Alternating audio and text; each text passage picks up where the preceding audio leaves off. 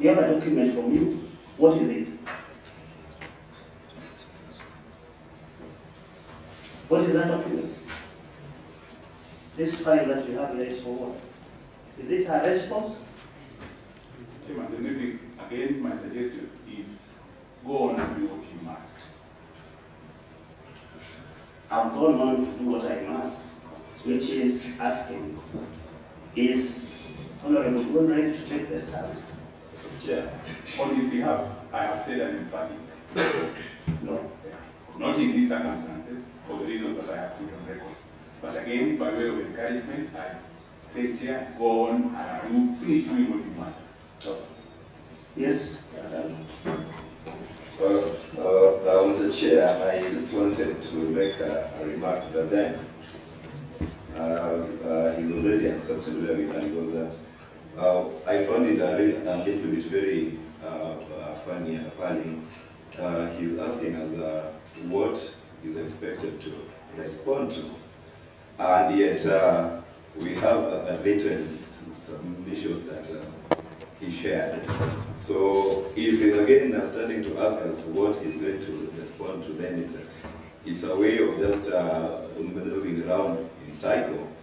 And Mr. Chair, I read a move of just time being used and not rightly, so that we waste time and actually don't do that which should be expected of us as a house and do it.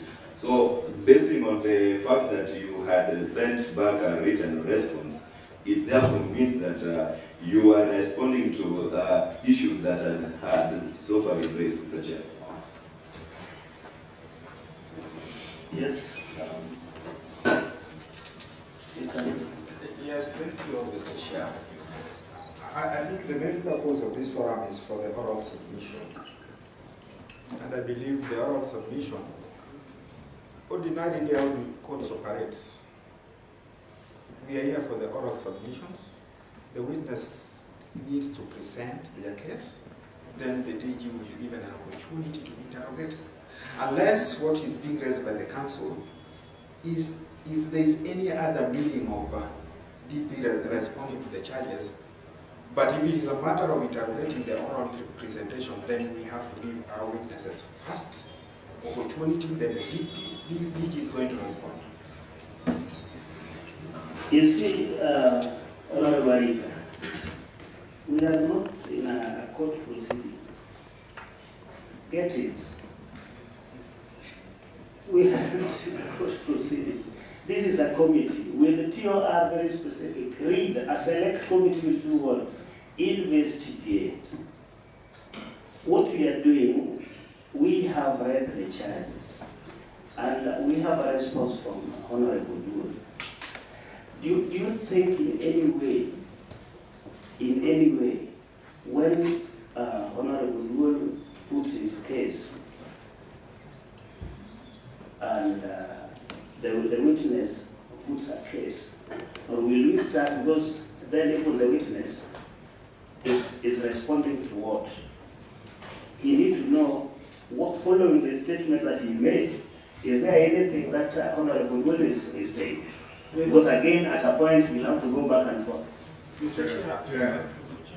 Just wait. Just wait. I believe we have the county attorney. Would you be proper? You are out of order. Next. Thank you, Chair. First and foremost, may I take the opportunity to appreciate the way you are conducting this committee.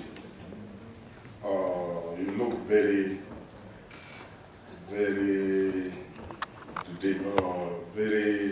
diplomatic. First, I have to say that. But the issue is that I want to raise, for sure. I don't know where we are living. I don't know whether we are living in Kenya or we are living to another continent. After the matter has been, the charges has been spelled out clearly. In any court of law, I think the accused person will be given an opportunity, maybe will be asked whether he agrees with those issues that are being raised. I think it is within the court order, Mr. Chair. I don't know whether, how can a witness be given first priority to witness what? Or you only witness on what? The grounds that have been spelled out, so that you give him the opportunity now to speak. But this is vice versa. I don't know what is happening.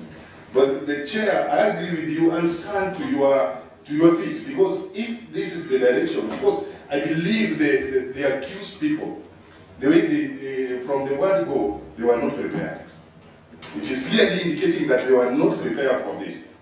And Mr. Speaker, they cannot drag us so that they can give them another opportunity so that they can prepare. This is what they are trying to do. So stand to your ground, and this matter must proceed.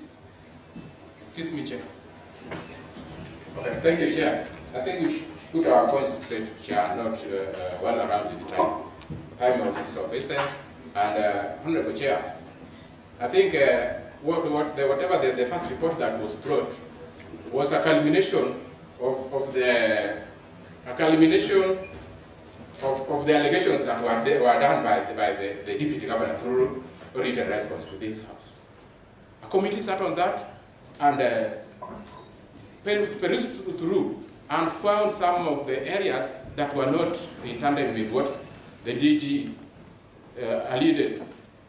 And therefore, it is in that regard, Honorable Chair, say for example, if the DG said that there were misappropriation of funds, or rather the monies were being reallocated from the Sia National Stadium to other, like Migwena, then after reading the charge, then that's when the DG respond. Then after that, it's when the Minister for Sports, Culture and Social Services will say, no, it was not reallocated, it was in this order. Now, how do you expect the Minister to come and now start responding over what? Because he's coming to witness that, no, indeed, it was not reallocated. Please, thank you. And to add on, Mr. Chair, I think in a normal procedure, even if our DG responds yes to all our allegations, then we don't have even time for the witnesses to talk.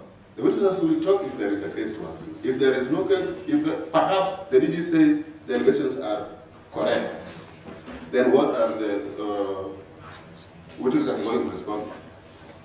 Thank you. I think we are still in the same point, and that is what I've been saying. The charges have been read. The charge, you cannot start giving witnesses. Because if on these charges, the Deputy Governor says, yes, this is true, yes, then why would we waste time giving the Director of Procurement time to speak? Why? So that is what I've been saying. As we have read the charge, procedurally the next issue is the DG to give us his position on these charges. After giving us the position on the charges, then now areas that are not clear or which are not clear with us, we invite the witness to take a stand, tell us what he's saying about that particular area. We allow the council and the DG himself to cross-examine, then we take a position on the matter as a committee. Chairman, that question then must be put to the DG, and it has not been put to him this whole afternoon. Mr. DG, the charges have been read to you. What do you have to say on each of those issues? Not I deny total.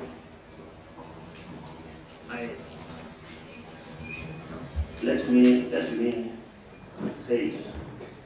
On charge of gross violation of Constitution and other laws, what do you say? Respect, Chairman, I thought we were running against time, so I said not true in total for all three counts. Not Thank you. I deny. Thank you. In count number 1, we have our Director Procurement. Please, Director, come and take a note.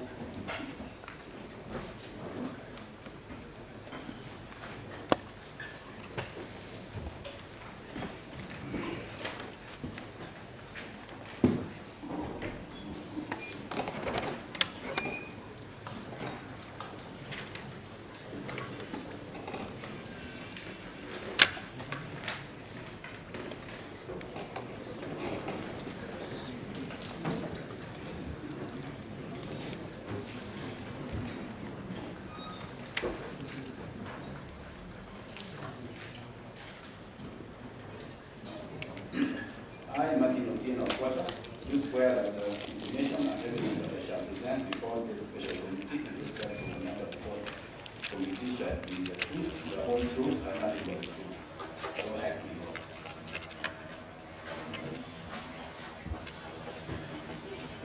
God.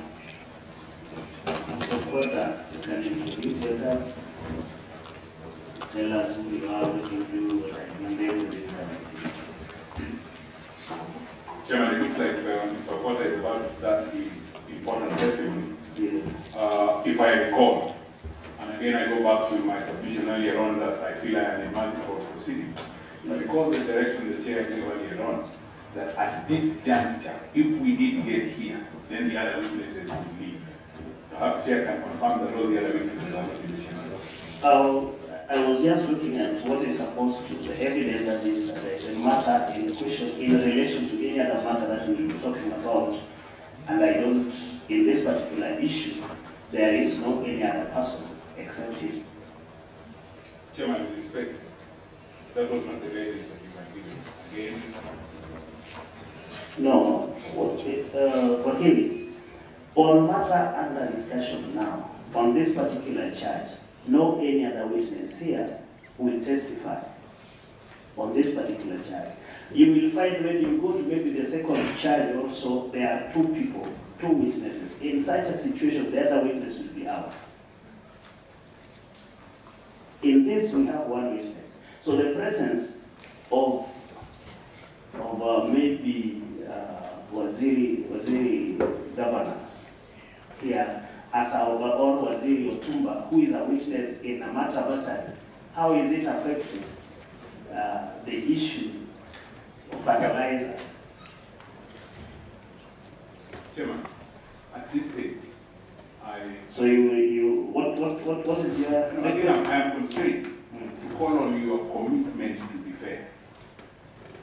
And one of the aspects of fairness is consistency. Yes, we are consistent with that. Do you find that there are these witnesses for other charges if they are here which will interfere? Chairman, I have, again with tremendous respect, the Deputy Governor has not called any witnesses. So the Deputy Governor is not in a position to tell what these witnesses are here for. So that question is unfair. I can't tell. All I know is that the witnesses are here as witnesses and they are witnesses. Chair, with your permission, we want to put on record that this is a fair house, and we are going to make sure that everything that we are going to discuss has a fair hearing. From your guidance, I support. Because basically what you said was that there were charges that were bringing the idea of impeachment. And these charges had been read to the DG. And therefore, before the DG even speaks, through himself or even through the lawyer, we have a written submission. And in the written submission, especially from the first charge we are talking about the procurement, interference with the procurement process through act of bid rigging. If you read that the DG submission, there's a place that is talking of, yes, I summoned. But right now he's saying he denies everything. And now, for us to talk on the issue of summoning, or which may be termed as probably interfering, we have the head of procurement ready to utter word by word on the reason why he thinks the summoning, part of it that was was approved or was responded to by the DG, acknowledging the fact that he did the summon. We want to see whether the director of procurement is able to tell us that he was summoned, and why is he thinking that that was tantamount to coercion. That is the reason why we are here. And basically, we want to talk to Wakili Nyamoki. In this one, let's just be fair to both the House and also to the accused.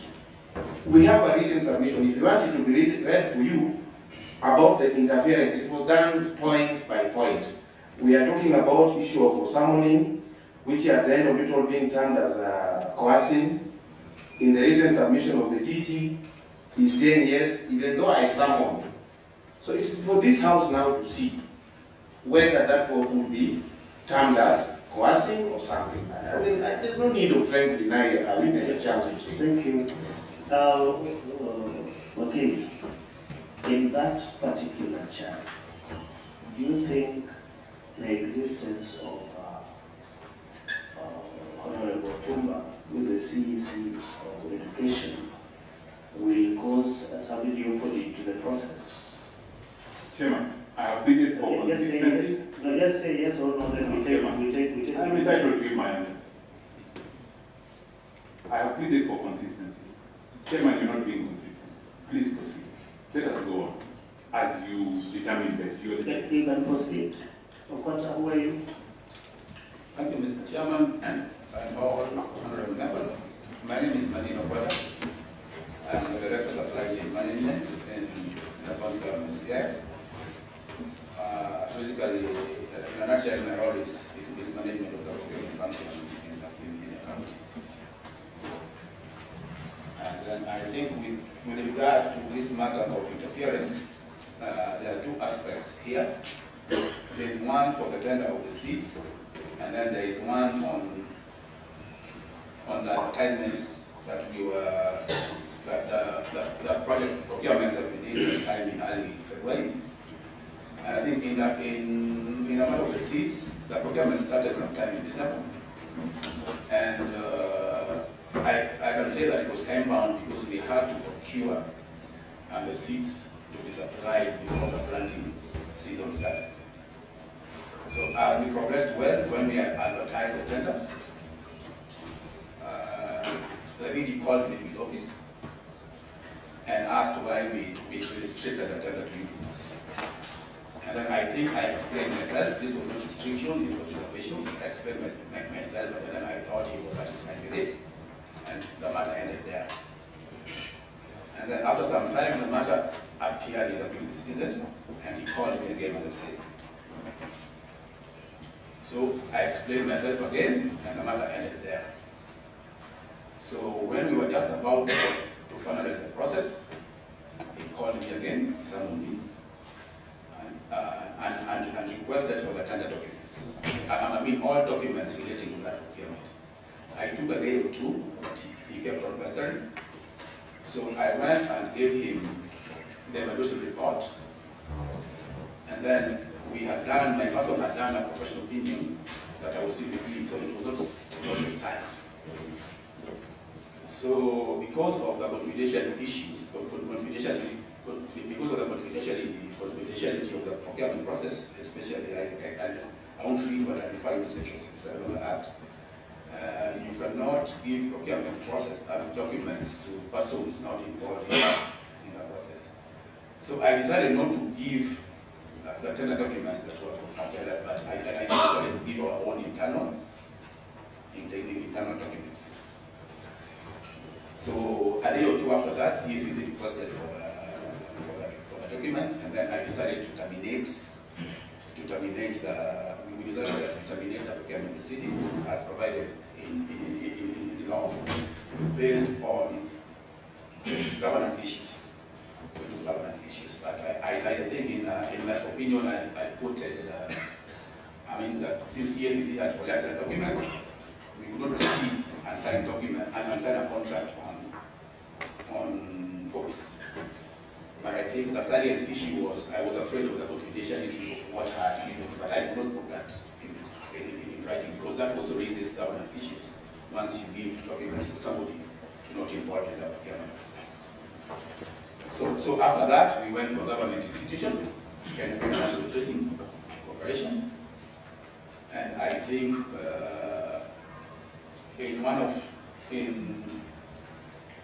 when the DG, in the claim that the DG made is that he doesn't know why I went directly to procurement. I mean to a government institution. But the reason was that the time remaining to the planting season was not enough to do any other operation tender. So the only avenue was to go to the government institution where there are no those timelines as allowed in law. And I can ask you to say that that was successful, the fertilizer and seeds were delivered on time. Now with regard to the project's procurement, there were two instances.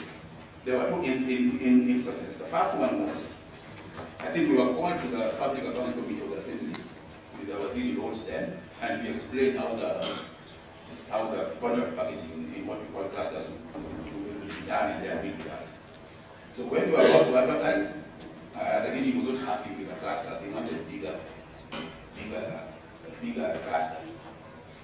So, but I think what helped us there, we did under FBs because we had already done the FBs process, and doing that was going to delay. And doing that was going to delay. That money had us. And then the other part was on the eligibility criteria. The Department of Roads had decided that they will limit a contractor to tender only 2 tenders for equity purposes. And they had also said that directors within farms, where farms were shared, the directors will also be limited to only those 2. So that one he wanted me to change it. Only somebody wanted me to change that. And I was not able to change it because the department was adamant. So that is when now he also threatened me that I'll have the ability that if I cannot change what he wants. In the first one and in this one also, he told me that I cannot listen to an appointee. The Waziri Roads is the appointee. I have to listen to him. So since I could not change it myself, because this was, and in my opinion, there was nothing illegal about it. That's what the department said. I decided to write an email to because I tried to convince them about it and they were adamant. So to convince DG that at least I tried, I wrote an email to the person in charge of procurement in roads. And he communicated to Waziri, and Waziri refused.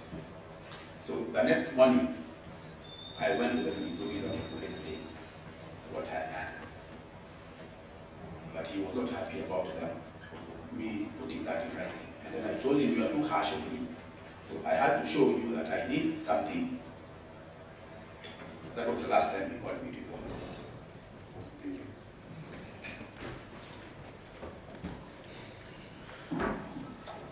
Done? Yes, I'm done.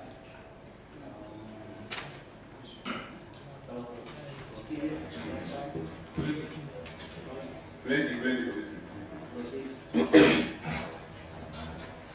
I hope we don't have 1 hour for that. How many minutes?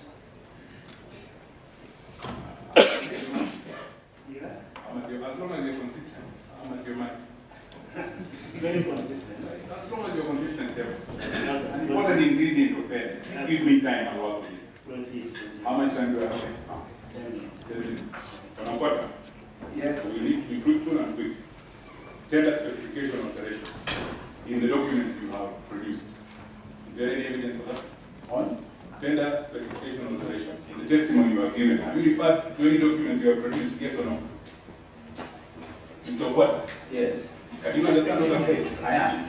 Tender documentation alteration of specification. In the documents, in the speech you have read, have you produced any documents that the Deputy Governor altered? Yes or no? We refuse to alter. Yes or no? No, but we refuse to alter. So how does it become alteration if you did alter? The next question. EACC is a government organization. If they get involved in an investigation, whose fault is it? Mr. What? Answer my questions. If EACC are doing their job, whose fault is that? They complain, I thought so, we don't know who. But would you think it would be important for them to give a report before this proceedings go? There may be capability, even from your part. Yeah, but that is not my decision. That is not my decision, we have to do report. Now, you have made certain other wild allegations of interference. Other than what you have stated from that witness stand, do you have any evidence? Do you have a record of a phone call? Do you have a message, a WhatsApp? Say anybody else was in the room with you when the governor, when the deputy governor did those things you alleged? What I have is 2 emails. Because some were one-on-one, 2 emails forwarding to him tenders that were being advertised. And as we're talking about that, I want to invite the committee. Just a question. Yes. I asked the question, right? It's my privilege at this time. Yes, there are 2 emails. Please don't deny me that. Yes, there are 2 emails. Now, in these documents, is any of those emails produced?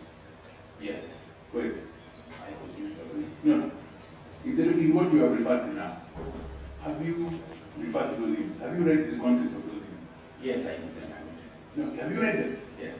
In the testimony you have given? Not here, but again, No, I'm saying this morning. no, here, no. Have those emails been given to the deputy governor?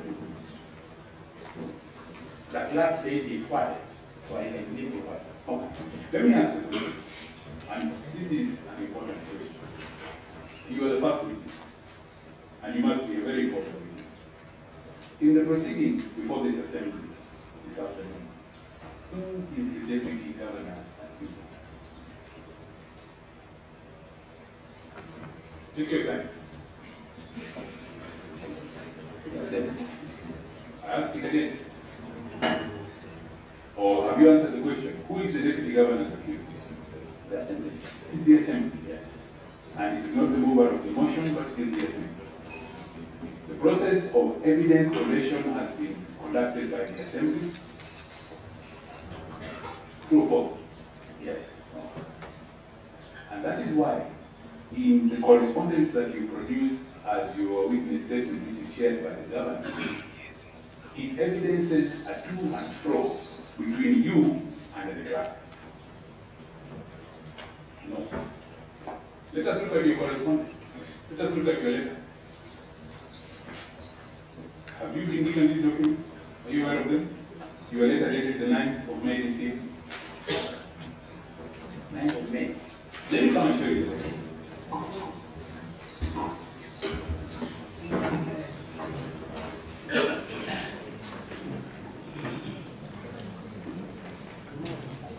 What are you looking at? This letter What are you looking at? What are you looking at? is my letter. What are you, who is it to? To the clerk of the acting clerk of the county assembly. And who else? Through the county secretary. Through the county secretary. Also having this.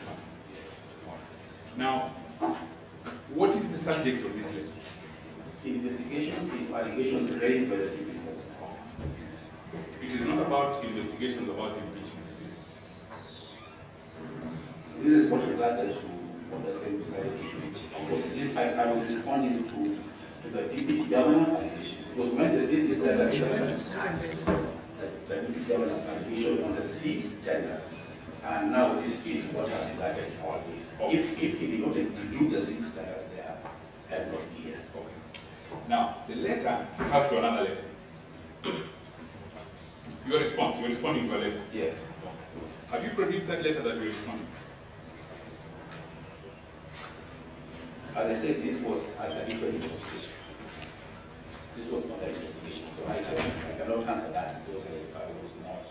The letter you referred to, you must have seen the letter so that you... Yes, I saw it, that's why I responded. Have you produced it?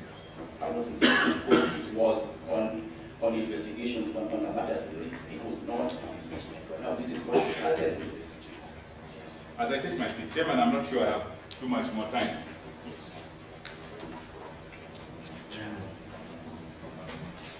In respect of the allegations that you have testified about this morning or this afternoon, have you been involved in a process, any other process, either with this committee or any other committee of this assembly?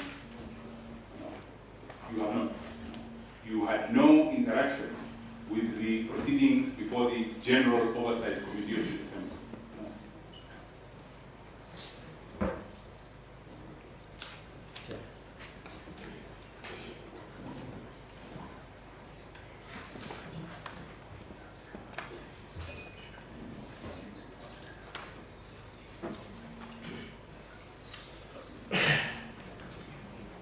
Do you have any, as I conclude, any evidence as you stand before the committee this afternoon that the governor or the deputy governor changed the tenders for the seats?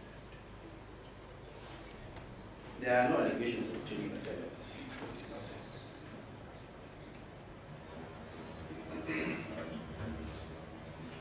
It is the attempted interference of requesting the evaluation and before the process is completed. And I told him, when he was, I hesitated again. Do you have any evidence of that? It was a one-on-one thing. So I can't go to my boss, the whole deputy governor, and call him or ask him to write or what. I did not. So it is your word against him? Yes. Chairman, thank you. Thank you, Madam Quata. You've been asked very good questions. Some of it I hope before we proceed. What about this issue of letter? Did you have a letter that you are responding to? The letter have been referred to was with regard to responses to what allegations made against me by the deputy governor in the other process. So it was the assembly, so it fits to because of that process that on the ground as the expert of procurement. How do you think, this is a DG, the second in command, how do you think by him asking for documents interfered in tender procurement? With your opinion as I think, Mr. Chair, Chairman, I had asked earlier on who is the deputy governor's accuser. And I think in that line of questioning, it is becoming apparent. It is prejudicial for a body that is set up as being independent for the chair to ask questions, to ask questions such as the ones you asked. Well, Kimmy, I'm just trying to understand as the chair, and I'm looking for the benefit of the committee. I'm not a procurement professional. You are not. And possibly none of us here is. I still stand as a governance expert thinking that possibly in my position as the DG, I have a right to ask. If I ask, possibly, how does that, if I ask, is it interference? Chairman, That's the only thing that I wanted to know. The other thing that you're not is the mover of the motion. Yes. The other thing that the chair is not is the mover of the motion. The mover of the motion has not. Well, Kimmy, you had your time. Give me your time. Please, let's proceed. Yes, please. Proceed.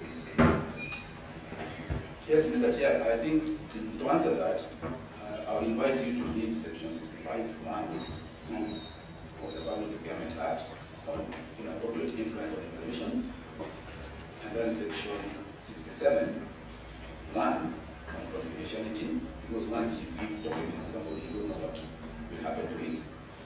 And then also part 3 and part 4, part 3 on the role of the county treasury, because I believe if he wanted this information, he would have come with the county treasury, because county treasury has the role of procurement, including audits in the county. And also part 4 on internal organization of procurement activities. That will help you as you retire. Right. Thank you. Any members? Thank you, Chair. I would want to ask Mr. Quata that you as an expert, in terms of information dissemination and correspondences, how should you take its course? Bearing in mind that we have the governor, the DG, we have the CEs, COs, and eventually narrowing down what is the process of information dissemination and rather correspondence? Who should correspond to who and how? Thank you, Honourable Member. I think the information should flow from the CEO to the CEC, and then the CECs now will brief the governor and the deputy governor, because it is the same information. Instead of calling somebody, if it is official information that you want to use, it should flow to the CEOs, to the CECs, and then to the top to the executive. Or alternative, the CC Finance, because they are generally in charge of procurement function, and the functions of the county, role of the county treasury is very well spelled out in part 3 of the Act. It deals with the role of the county treasury, So that, in my opinion, those two avenues can suffice. Yes, Okay, thank you so much, Chairman.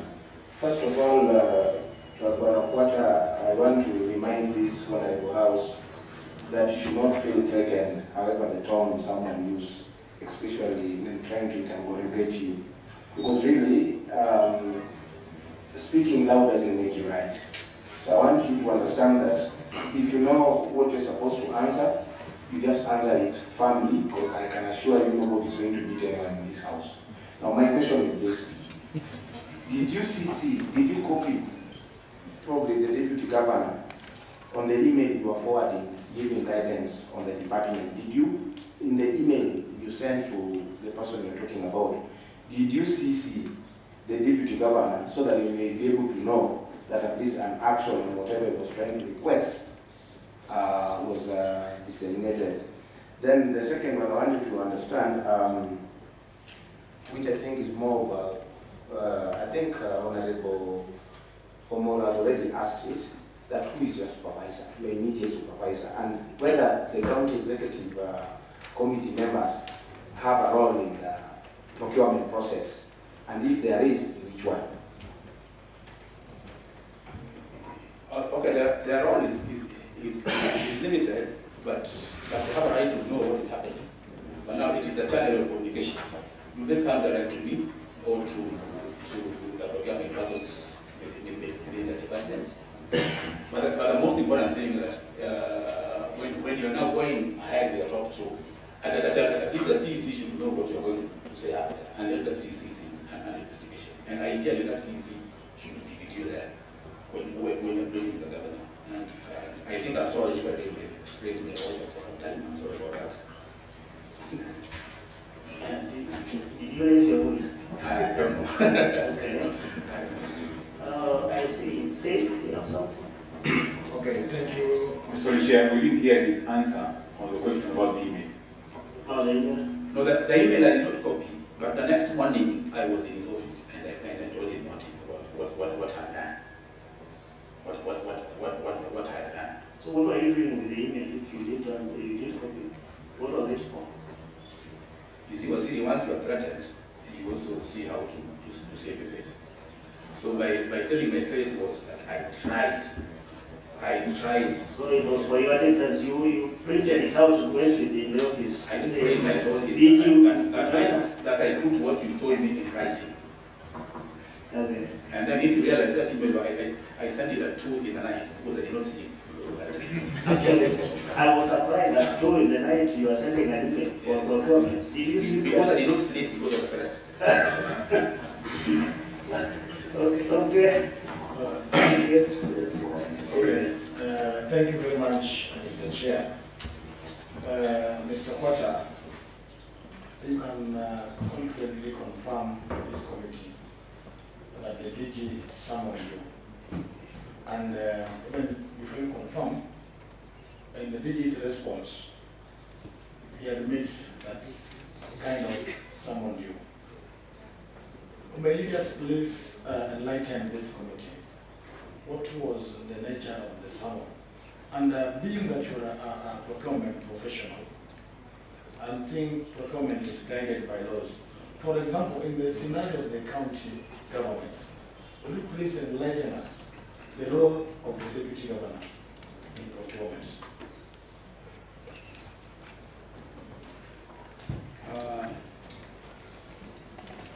I think in the procurement law, they don't mention anything.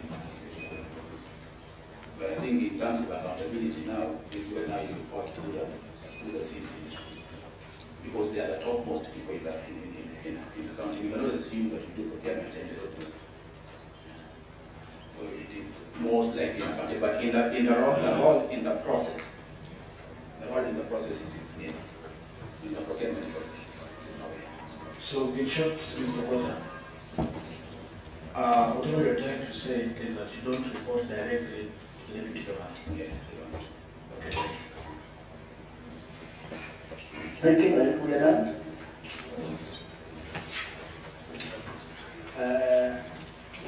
Yes, ma'am. Thank you, Chair.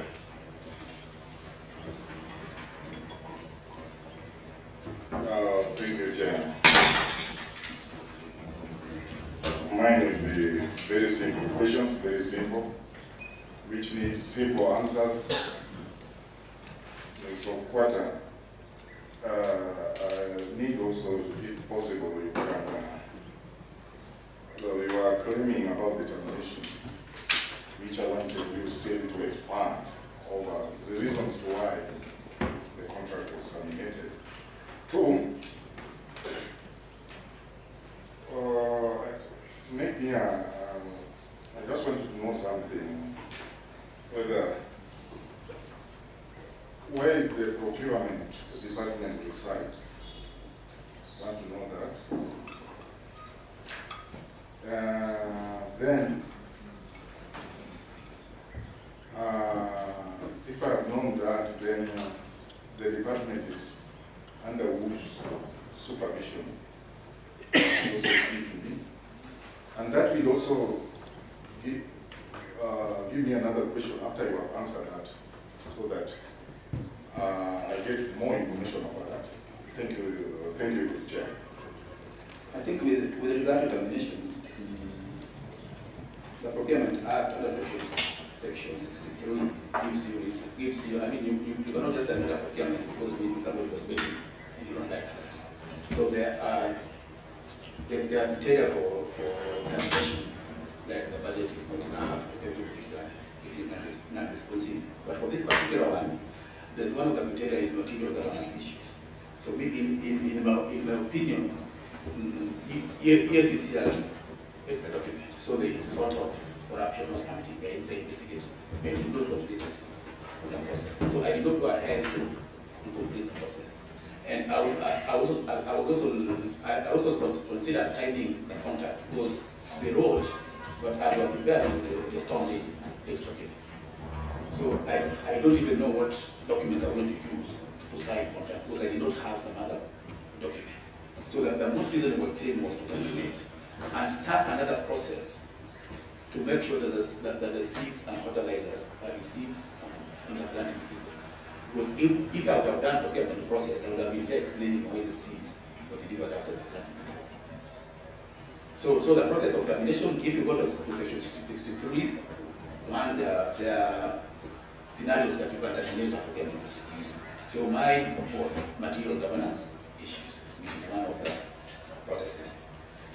And then in terms of where procurement reports, ideally procurement people are under-financed, and that is under part, the part I refer you to, particularly the Act, on the role of county treasury. Now they are seconded to the various departments. I act as the overall, but there are procurement people in each of the departments. So they work with the CEOs, because the departments are the procurement entities, not the county government. Not the county government. Because the budgets are domiciled in the departments, not in the national treasury.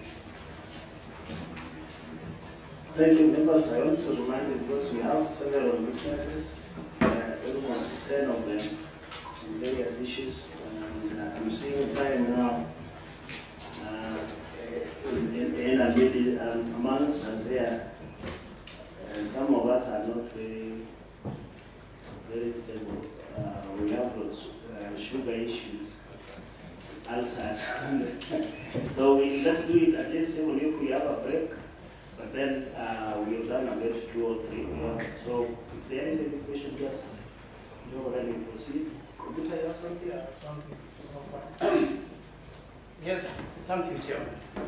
Mr. Kwata, from what you tabled, is there any, are you convinced that the DG forced you to violate any procurement law, and if any, which one? You see, it's a matter of procedure. We are talking about interference, trying to interfere. I think we resisted somehow, certainly we resisted that, trying to interfere with the process. Because I did not know, because when he asked for the documents, in fact, I remember him saying that he will find something wrong in the commission. So that is why I didn't want to give the documents. Because if I give you an information report, that was the case, you don't see anything. I think we resisted that. So by making you to resist, was that an interference in the procurement There was an procedure? attempt.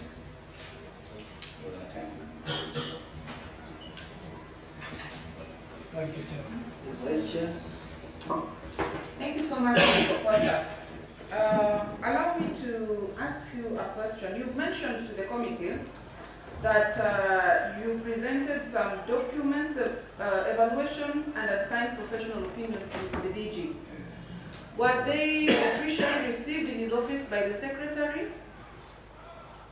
No, they were not officially requested. Because of pressure, I took them in person. Okay. And he even assured me that he will not take them out. The DG is your friend. DG assured you, hiyo ni dili yenu. Haiwezi toka nje. Okay. I think from members we need to move to the next. Oduol, thank you. Thank you very much. You can now take some water. Yes, on the next issue is renovation of the Deputy Governor's office. And as such, we have the following witnesses. One, we have Joseph Omondi, the Chief Officer. We have Mr. Joseph Ogutu, Mr. Martin Onkwata, and Mr. Jared Abai. In that line, therefore, I request Mr. Joseph Omondi to take a stand, and the three others, Sergeant Atam, direct them there with them to the center.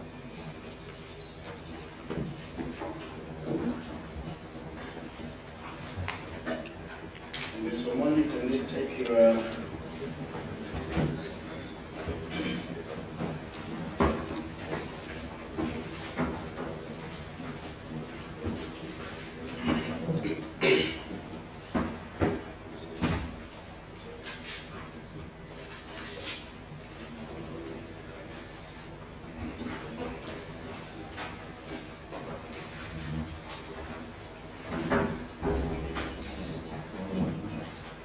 I, Joseph Onyango, do swear that the information and evidence that I shall present before this special committee in respect to the matter before committee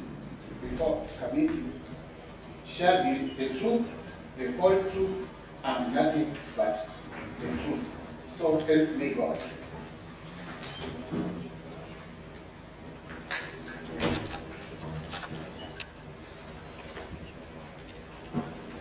Yes, CEO, can you introduce yourself?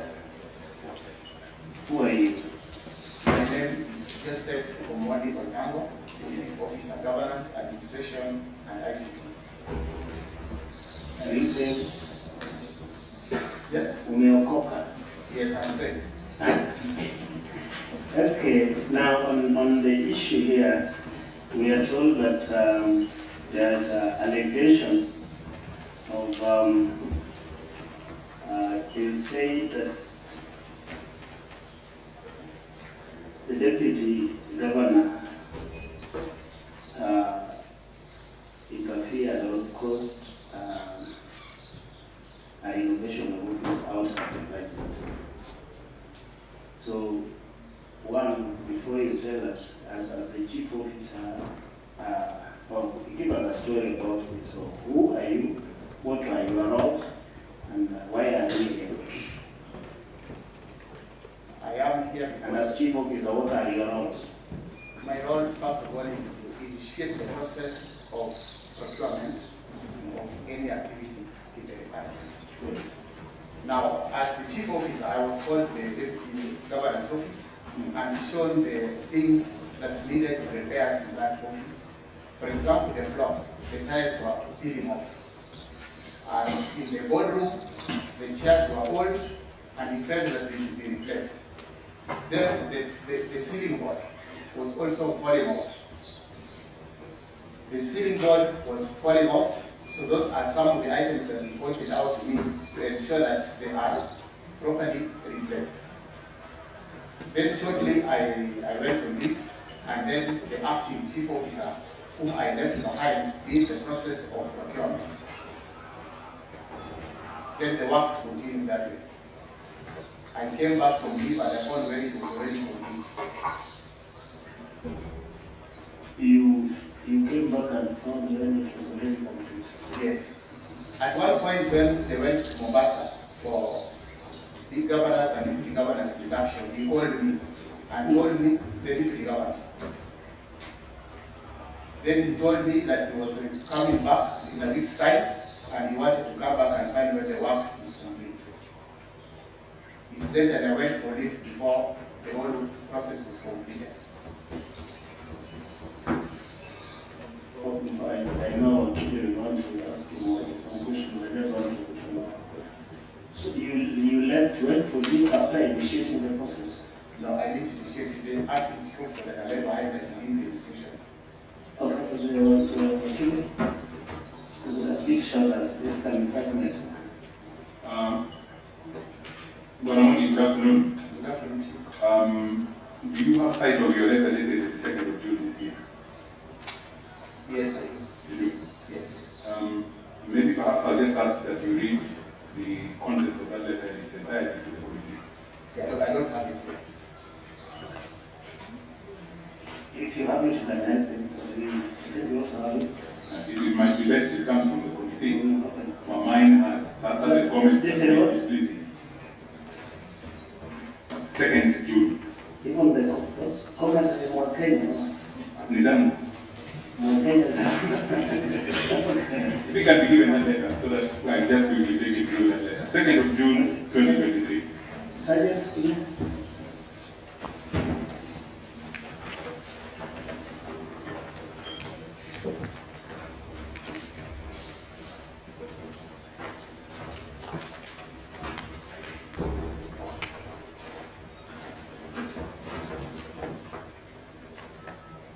You have the letter? Yes, I have it. Who is the letter to? When is it dated? What is the subject? And what does it say? The letter is to the acting clerk, county assembly of Sierra. It is dated 2nd of June 2022, and it is talking of renovation of the deputy governor's office. Go on, what does it say? Take the context. It's not a long letter. I was called to the office of the deputy governor by the deputy governor and who took us around to be shown areas that needed renovation. One of the areas that were pointed out, the floor tiles that were peeling off, the sagging ceiling board to be replaced, the curtains, the seats for the office and boardroom to be replaced. The lighting system to be improved, the walls to be made soundproof, and carpets to be put on the floor.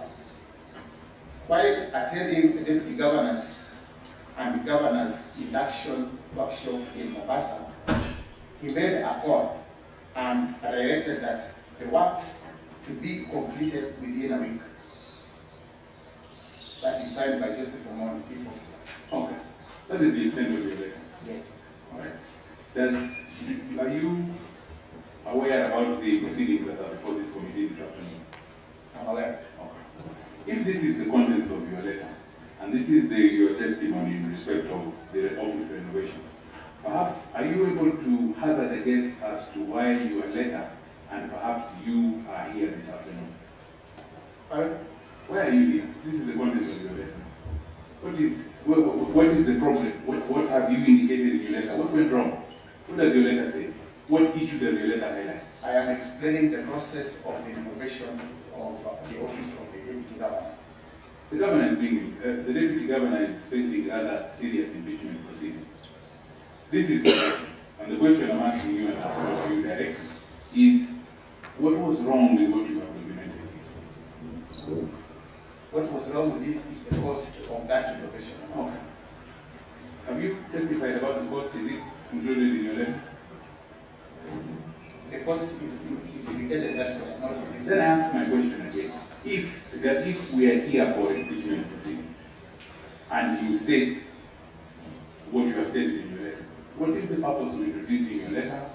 Why have you taken the committee's time?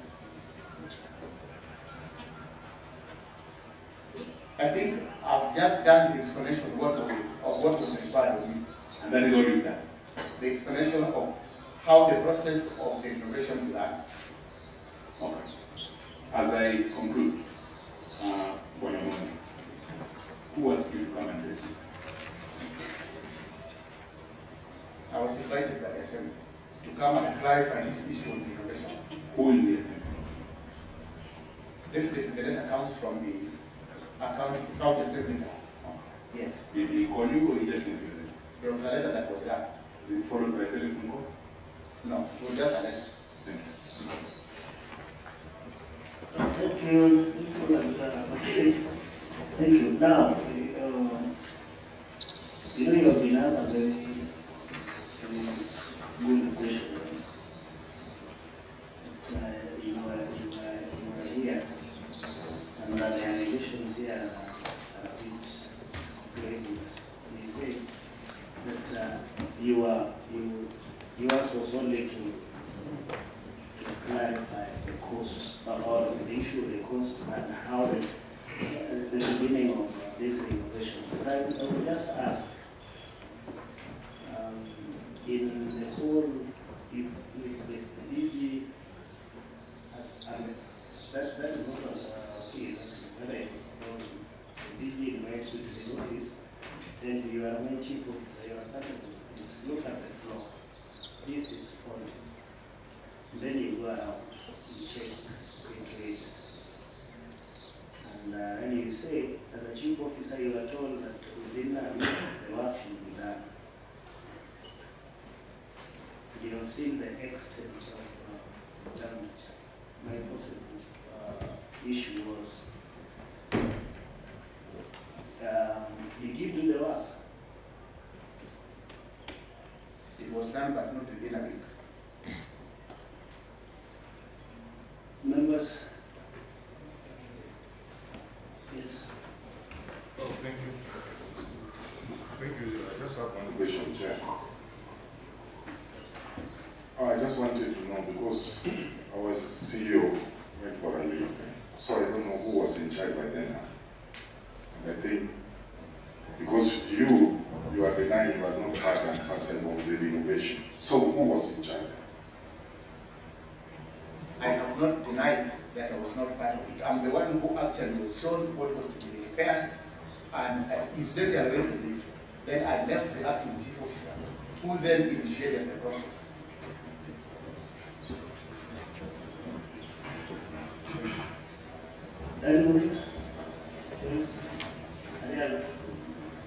Thank you, Chair. Mine is just to ask,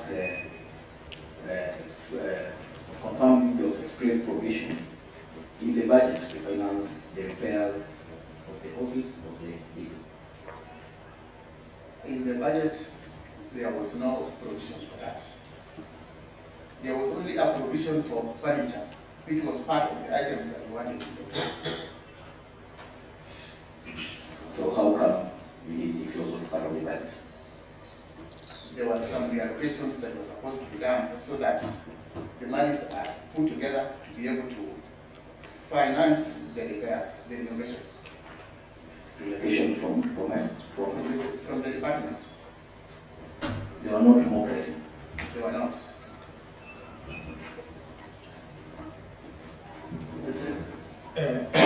Thank you very much, Mr. Chair. Please just what's your name? Joseph Mwani. Joseph Mwani. Mr. Chair, I will first of all ask Mr. Joseph Mwani. You initiated the work of renovating the DG's office. That is when he had called you and shown you what's supposed to be done too. Yes. Who provided the specifications of the work that is supposed to be done? And can you tell this committee how much was used to renovate that office? Because after, Chair, please, after answering those two questions, then they are going to lead me to something else that I need we have to come clear on. So who gave the specifications and the quantities that were supposed to be done in that office? The specifications are given by the Department of Works.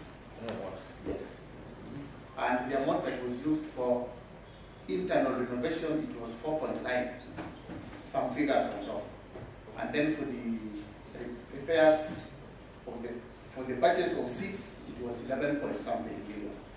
So the whole thing... What, seats or seats? Chairs. Seats, chairs. Oh. Yes. Okay, you see the furniture is what? 11 point something. I'm not sure of the exact figure because I don't have it here, but I know it's 11 point something million. Okay, Mr. Chair, that's where I was heading to. So it is possible that think about 11 point something million. Yes. In purchase of furniture, then about 4.1 million in renovation works. 4.9. Yes. So total we're talking about something like 15 million. Then there is exterior renovation works. So this is money that was there within the department, but it was also important that the renovation of the DG was kind of an emergency. So 15 million was There's actually 18 million, not 15. 18 million. Yes. So I want to ask you to just please explain to this committee and even to everyone that's here, how much was the chair of the DG? That one I can't quote exactly because I forwarded the invoice to the assembly. Chair, can you get that Can quotation? you get the invoice? Yes. Give us the invoice. Then the invoice is here.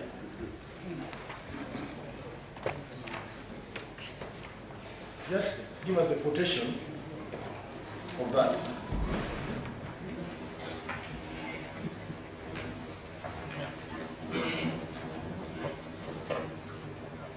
The chair.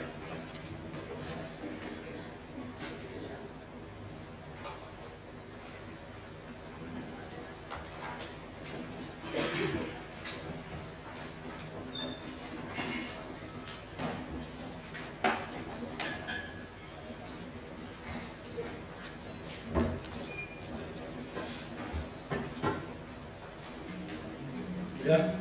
Did a bit fail, so I can't get it. No, it's here. I'm reading for you. Yes. Yes, let my colleague read. Yeah, just to make the chair is called what? I can go very fast, one by one. It's a payment request for presidential 8x4 mahogany timber finished in 2-pack, 336,700. Bookshelf cabinet, 567,700. 5 pieces of carved coffee table, 756,700. Executive orthopedic desk chair, back and seat fully spring, 238,840. Executive visitors chair, back and seat fully spring, 238,840. Office mahogany in and out tray, 178,200. Executive of, I don't know what, custom made round tables, finished in 2-pack, 54,800. Executive high back orthopedic desk chair in leaded, 287,000. 7-seater customer made executive carved, not very visible, 910,000. Executive orthopedic dark chair and seat full spray, 1,120,000. 6 meters conference table, 1,051,000. Executive visitors chair back and seat full spray, 84,000. Grooved coffee table, 211,400. 2 Lois executive custom made chairs, 161,000. Okay, Mr. Chair. The total is tax inclusive, that's 11,366,000. My concern is on the executive orthopedic desk chair and seat fully sprung, 1,120,000. And I want you to know that. And I think, Mr. Chair, we are finishing with this committee. and there's something wrong somewhere. A chair costing 1,120,000, and you're telling us that this these specifications were done by the Public Works. Yes. This chair is used by one person. The 1 million. It's one person. One person. Yes. Sitting on 1 million, 1.1. You know, we have to be very serious. And you know, I don't want to go so much on it, but I think, Chair, I think we have to be serious about this. And if you go even ahead and do your research on the people that did this procurement. You know, in procurement, there is tender advertisement, there is tender opening, there is evaluation. Look at the committee members of that committee. Can we read that? I know we will be having time with the Director of Procurement. He's also just coming after him. Okay. But Mr. Chair, I think I'm now convinced that there is corruption. You can continue. Thank you. Okay. Yeah. Thank you, Mr. Chair. Mine is just, I just want to understand whether it's a typo or probably it was correctly written. And my reference goes back to Joseph Omondi's letter. I was called to the office of the Deputy Governor by the Deputy Governor and took us. I was called and took us. So I just want to understand, the call came to you and who are us? So that I understand probably. And took us around to be shown areas that needed innovation. So I just want this committee to understand. Once the call came to you, who are the us that you are now going around to be shown areas that needed innovation? I think that's the only question. That's a typo. Yes, it's a typo. So this one is for record, and it's a typo. So it would have been took me. Okay. Thank you, Chair. I would also want to ask the CEO. The CEO, you said that this money was just a local arrangement within the department. And I wanted to ask you that, was it subjected to a supplementary budget? Because the money to the tune of 18 million is just too much. Was it subjected to a supplementary budget? And was the due procurement process followed? And now that you said that you left at the verge when there was an intent of the office being innovated as much as you went for leave. Now, who later executed this? On that, we will not labor much. I think we have our next witness who will be able to clarify that. To members, I think on him, the objective of maybe having invited him is that by the time all this was, the question was, how did the process start? And in this, he was there. How I wish that we restrict ourselves to asking, because maybe the next person will tell us, but going by the responses that we have seen, there is somebody who then initiated the procurement process and those other issues. And I think it's one of the witnesses who will come here to be answered. We don't take it because it was something he has provided. Chairman. Yes. Yeah, thank you, Chairman. Just a point for clarification, Director. CEO. Yes. Yeah, we know that the DG has been very much concerned about the wastage of resources and expenditure. Was the DG aware of this expenditure that 15 million was actually spent in furnishing his office? Was he aware to your knowledge? That's the question that the chair is saying that I may not be able to answer because I was not around at that time. So the person who was around will be able to answer that. Chairman, perhaps through you, if I may ask one question.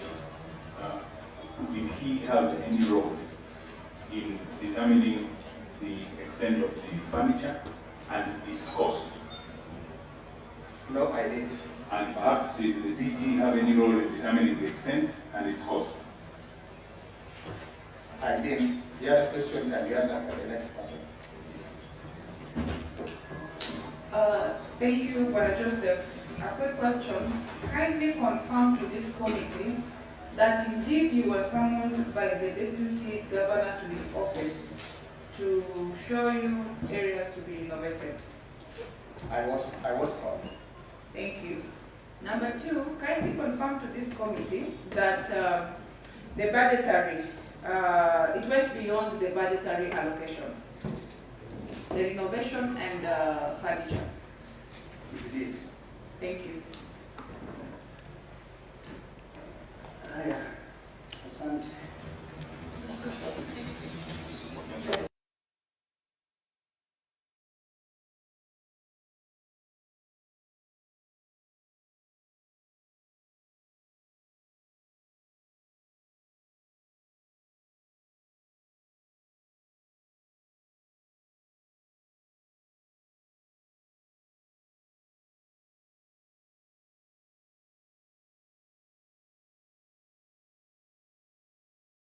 Not interfere with the outputs.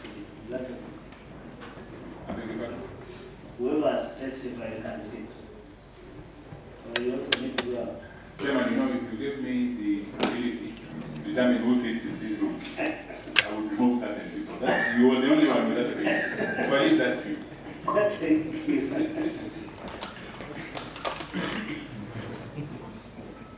And I hope we are proceeding well. Okay. Then we are waiting for Jared Abaya.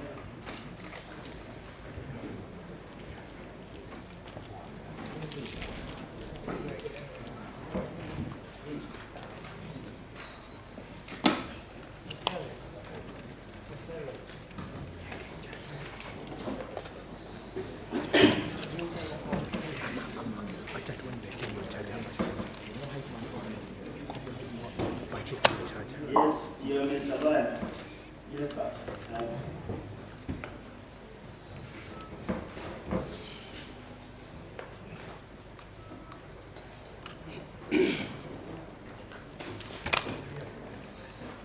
I, Jared Abaya, do swear that the information and evidence that I shall present before this special committee in respect to the matter before the committee shall be the truth, the whole truth, and nothing but the truth.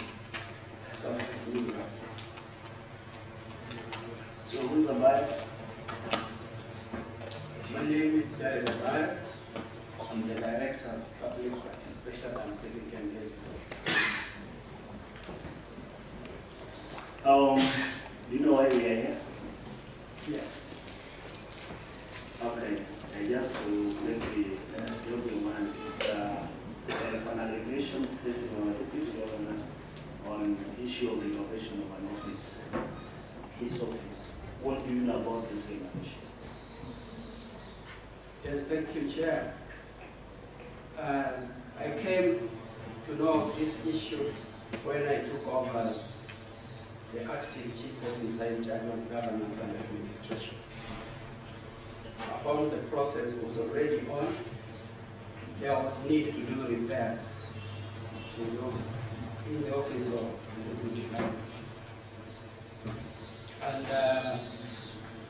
in terms of the need, the former chief officer, and there was also engagement with the county secretary to identify the need. So what did I do at the point I got in? There was need to do the work, but there was no budgetary allocation. We did at the point that we were to do the supplementary one. There was an department, we discussed this issue, and we did agree that we will reallocate funds. Under my signature, I need to do a memo to the procurement that we go ahead, look at it, and start the process of procurement in the spirit that we will make that provision in the supplementary budget. After that, before we got communication from the Assembly that we needed to appear before them to discuss the Committee on Budget and Appropriation. We did make a submission to reallocate funds that we are going to shelve the construction of the Public Service Board and the County Executive Complex, which was in the budget, I think, around 5.5. And also reallocate the construction of the sub-county offices of Arena. So it was on 18th, I think, November, I did share with the clerk and the Committee of Budget of this Assembly that particular proposal approved by also the CEC, Madam Fiorino. Then we made a presentation of the same before the committee in Kisumu. With a view that would take effect. I wish then to report that finally the discussion within the committee and the discussion within the assembly, that possibly did not see the light of the day when I was looking at the final supplement. That chair is what I will be able to say. I did not do any written submissions that I would be incorporating, but as you have asked me, that is the position. So who did the requisition? I've said I did a letter. I did a letter asking the procurement to start the process of procuring a service. That was, I think, around before. When I just got in. On which voter? Sorry? On which voter? Well, that is what I have said. Because I understand nowadays we have an end-to-end, where if this number is to be generated, and so you say transfer. Oh, that is what I'm saying. At the time the discussion had started, My concern before maybe my concern has been, you have said you are removing money from some county areas, and where was supposed to be county public service boards. Yes, those two. County service board was being established there. Where was it to be built? There's a place that had been identified next to it. The government buildings next to the stadium, some of them would be pulled down for that. About that was an area that had been agreed on. Actually, this was a previous project. So you talked to Marietta sub-county, and they told you the office is not legend, so that you can go to the DG's office. Anyway. Okay.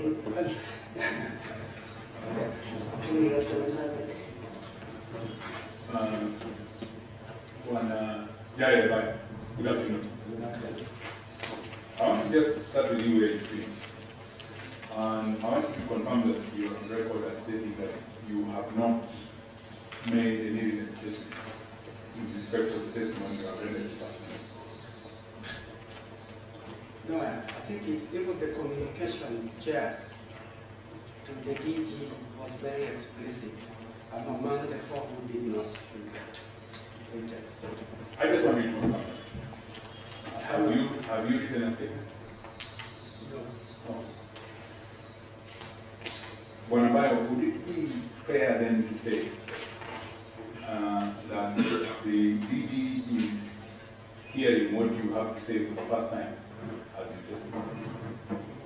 Sorry? Would it be fair to say that the DG is hearing what you have to say in respect of this impeachment motion for the first time as you testify? Possibly. I believe so. Is there, in perhaps the realm of possibility, another way in which you would have known what your testimony? I'm not sure. Because I've not done any communication. In the absence of in written or maybe had a discussion with him on the renovations.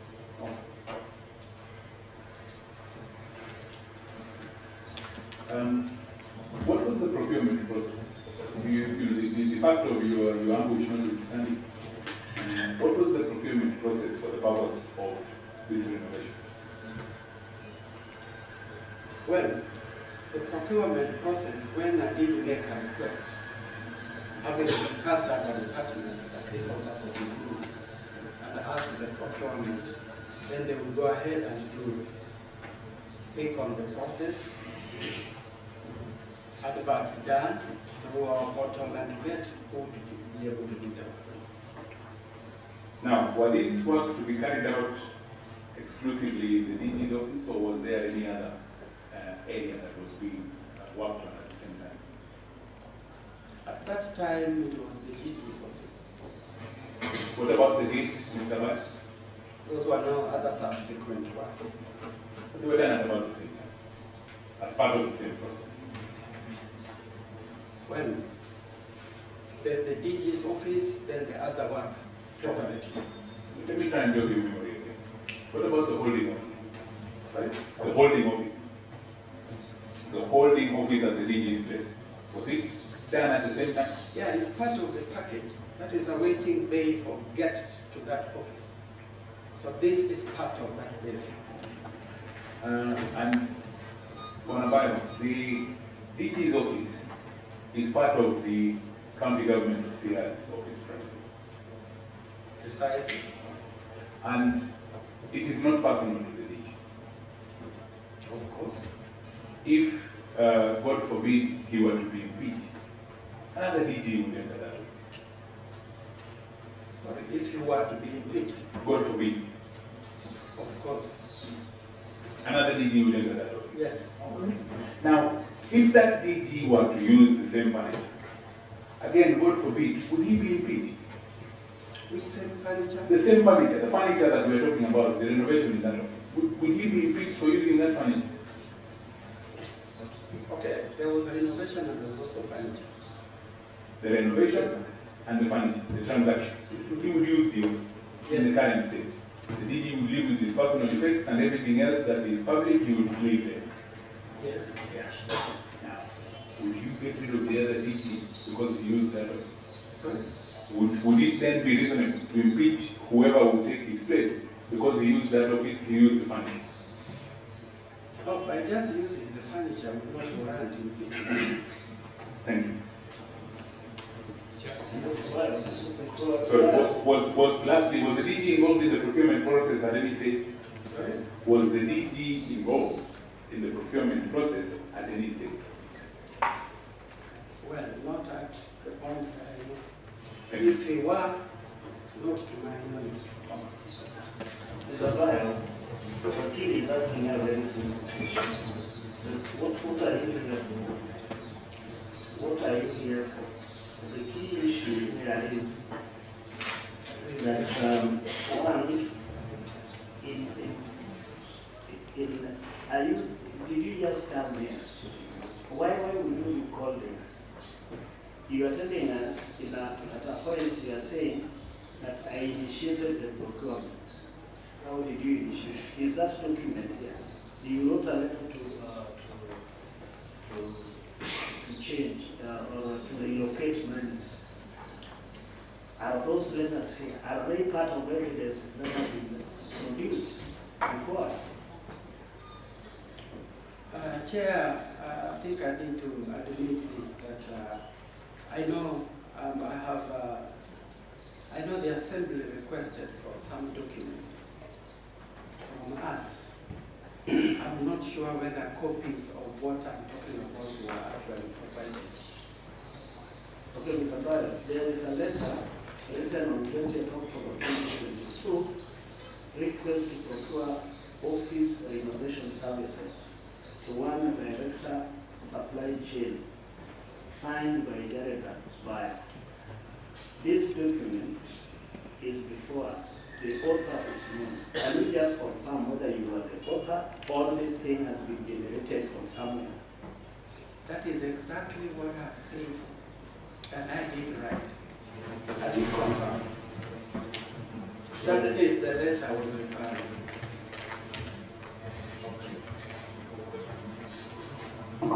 Thank you, Mr. Bayo. Can you confirm why the accounting officer of Department of Governance and Administration, as at the time this renovation was being done, and the delivery for these seats?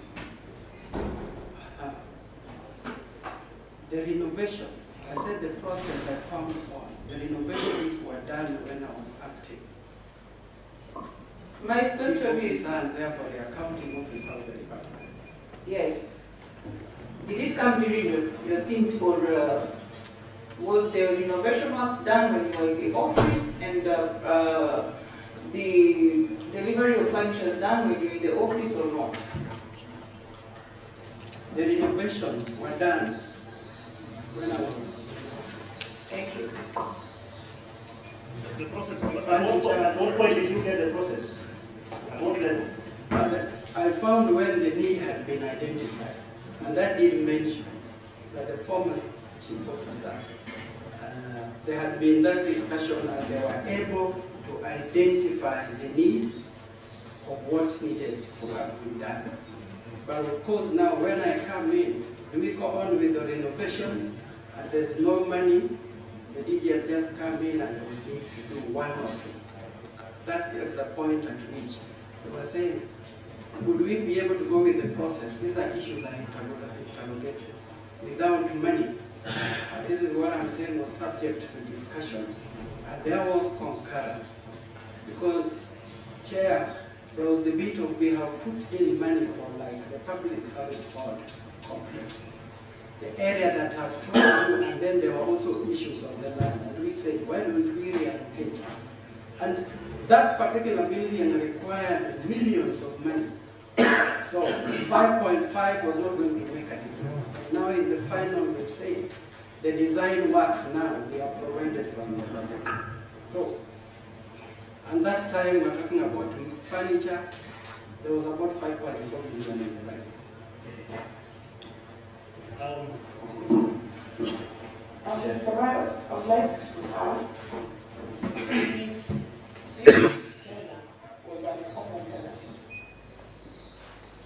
this specific tender for the DG's furniture.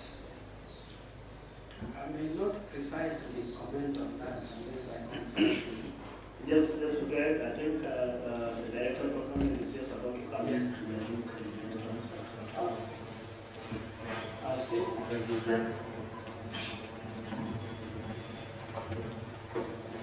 Okay. Thank you, Mr. Chair. I want to say that I'm quite familiar with Mr. Bayo. And I want to really say that the person speaking here is not Mr. Bayo. There is somebody else speaking for him. Mr. Bayo, as one person that I've known as a respected person, you initiated a procurement process. I'm sure you must have been aware of the amount that was going to be incurred in all this process. In your own reasoning and in own view, do you see whatever was done had the value for that money? Can you tell this committee? Well, thank you, Chair. The value, what I mentioned is initiating a process. And when the part of the process is to determine the scope of work. The scope of work that was to be done, we were to engage our technical department to do the assessment, because even whoever was going to do the quotation would be based on scope of work. So in terms of the assessment of this is the work to be done was done by our technical team to have done the BQ, that as they move forward to now go with the process, they even have a framework upon which potential bidders can be able to bid. So the scope of work may have been, and that is, because even if we are talking about the renovations, and we were talking of 6 million people, I didn't know what would be. But now, that was, so when we had done that proposal, and then the scope of work within the building, the projection of the department was about 4.8 million for that work, the interior work.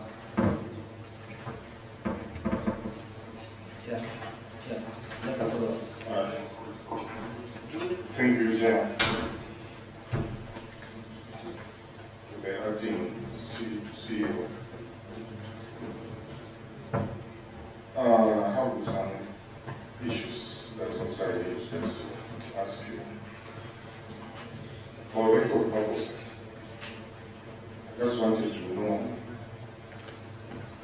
about that budget. It's not clear how much was spent. Is it 11 million or 18 million? Could I know that? Whether it was 11 or 18 million was consumed. Two, it was not even clear at a given point whether supplementary one, whether it was, you were not sure whether it was approved by yourself. It's as if you were doubting there was some miscommunication whether the assembly approved it or it was not approved. Thank you. Yes, sir. But Adiana, because we are still have another witness. I think Ambayo will just answer that. Yes, whether the budget was approved or not. I've said the supplementary budget that I got actually from the assembly, the budget, that budget for the renovation is not in the supplementary budget. Do you have the money been paid? The contract has been paid? No money has been paid to the contract. Because then there will be, if the budget upon which you are relying on did not come to full, then where would you be able to charge it? So it's one thing that even with the works that we've been looking at. You were written somewhere that relocate the following money. Was you only wrote on the that you give powers to the government on the basis of transferring some money. So you are saying that money was not even transferred, but you went ahead and paid for coming. This is what, if you look there, and that is the thing, the letter that you read. The spirit was, as a department, there was concurrence, we will reallocate money. And this I have confirmed we did propose for that reallocation. The assembly within their wisdom may have not approved it, but have the monies allocated in areas as per what is in the supplementary budget.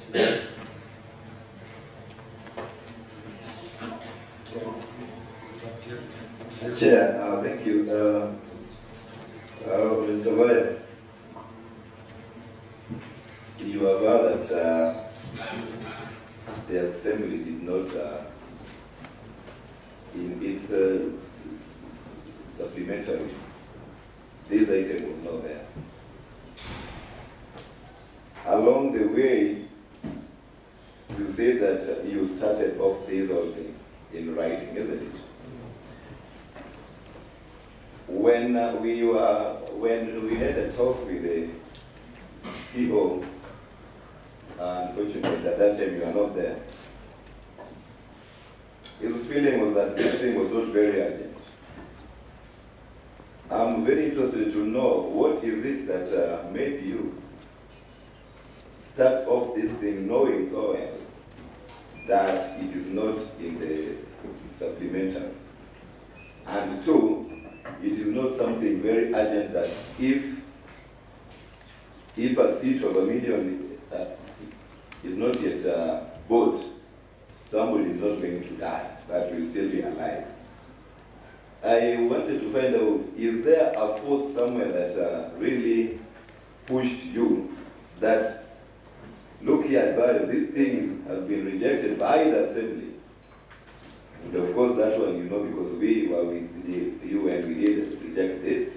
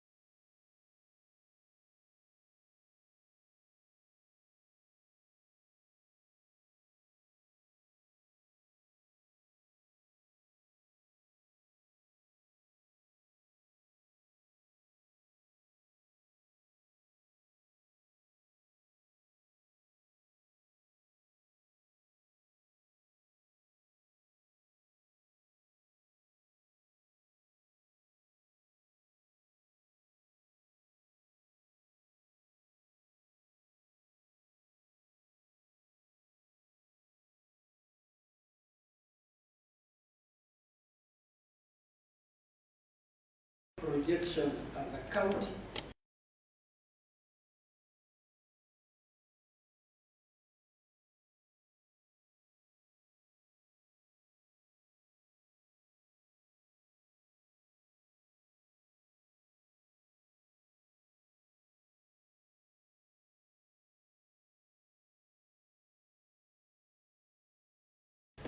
My point of reference against that would be what was our quote by our technical team to be able to make the comparison. You initiated the process. You projected 7 million. The whole costing ended up to 12 million.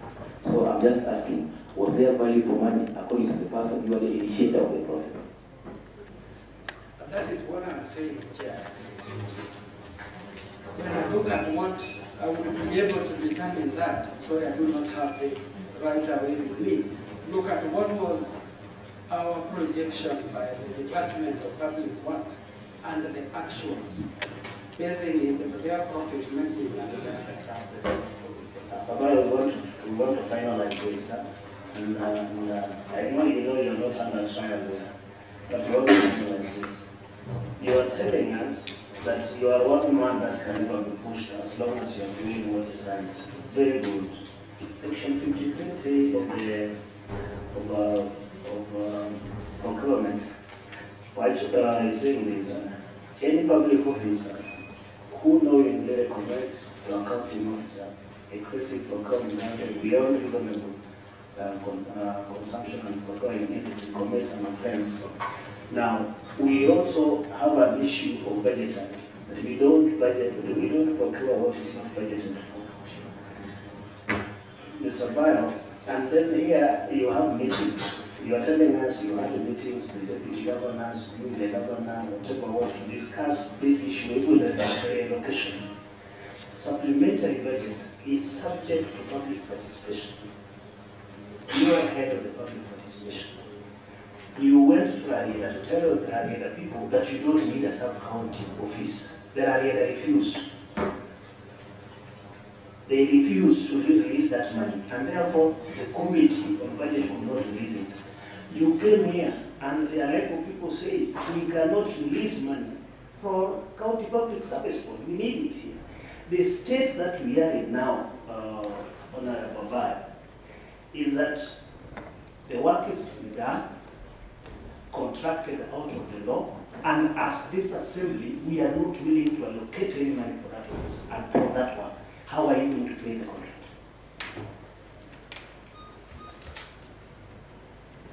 Let me take a step back. When the executive did propose that there was need for supplementary budget, this is cascaded to various departments to look at reasons or factors that would be able to make any amendments to the budget. Just tell me, how will you pay it? Let me just pick there, because that is coming to it. So that I also correct. You know what we are going to go about. You will not tell us, because this is the assembly and everybody is watching. Yes. And they are saying that okay, you have decided to do something outside the law. Anyway, Mr. Bayo, I'm just putting a concern, but let's leave it at that. And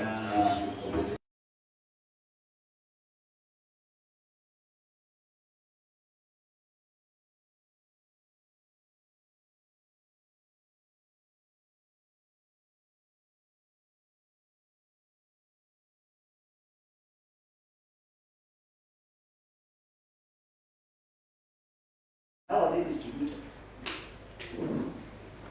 The seats that we are talking about, the furniture in the office, this is the furniture in the office of the DG. Of course, it's overshot. So the furniture in the office of the DG is 11 million. That's what you are saying. All that furniture is within the DG's office. Within the DG's office. So what about the including the boardroom?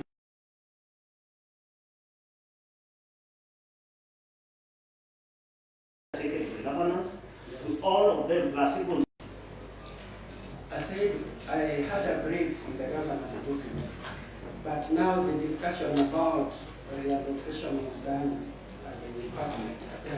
That would be subject that this is communicated to the CEC of the department discussing file. Thank you. But one thing I want to raise is that despite this, you are right, that this happened and then all the there was no money for the other department. So that is an area other departments did not have. So other departments have suffered, eh? I mean other offices. Is you have something, Madam? Thank you, Chair. I just want to inquire from Mr. Bayer whether the contractor who was doing the renovation is still the same one that was doing the supply of this furniture. I need to find out the documentation. Whether I know the furniture was supplied by Udonga. I need to check whether it's the same person who supplied it. I think, remember, I know that the director of procurement is coming, but again, that bio, that shows a problem with you. You are the chief officer, you are the charge, you are the one awarding, signing awards. In the procurement act, you are the one who signed, you are the one who paid the other guy is only giving a professional opinion. So if you don't even know, whoever you give contract. No, I just need to confirm. It could be the same Udonga who supplied them. I think Thank you. It's one thing that I can confirm. Thank you. After this. Okay. Have a good day. To relay the same information, but it was the same. Have a good day. Thank you. I think we will want to take one more, then I see Dee is sweating now. And you're also sweating. So we can, the sugar levels are so high. Bring us director of water. Maybe in the next 10 minutes, we can have a break. I think, Clark, this day we have some lunch. I hope you're having some lunch. So, soon wasiwasi. Amikas, tajai imekuwa mingi. Okay.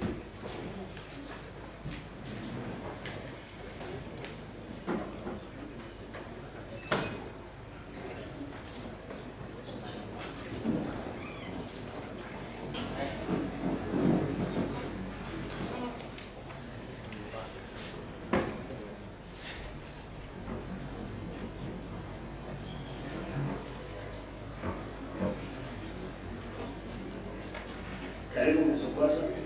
Thank you, Mr. Chair. Yeah, you are still on our proceed. Hii ni siku yako. This is your day. Msupata, we are on this issue about procurement. We are told that the chief officer, there was a procurement process that we initiated for you did for innovation and the purchase of furniture for the governor's office, deputy governor's office. Can you tell us, just 5 minutes, tell us something about it? You can give 1 minute, sir. Thank you, Mr. Chair. Yes, we received a request from the Department of Governance for innovations and the Deputy Governor's office, and it was accompanied by BOQ and the Public Works. So for the innovations, we used the request for quotation method because the threshold was within. And then it was awarded, and the innovations done and certified by Public Works. And then for the furniture, we advertised an open tender, which was done through our email, not email, sorry, through our website.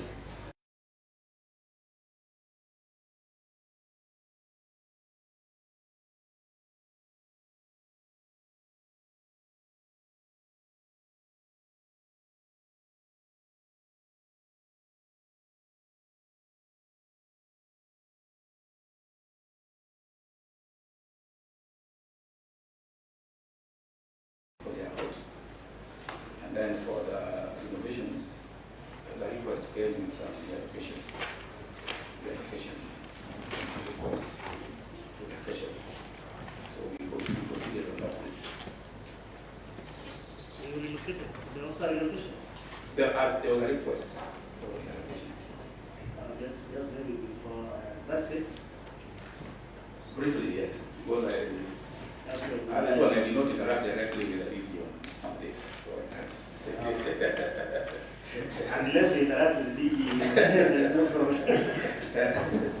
Okay, now, for the one you advertised as the different tender, which budget line did you use?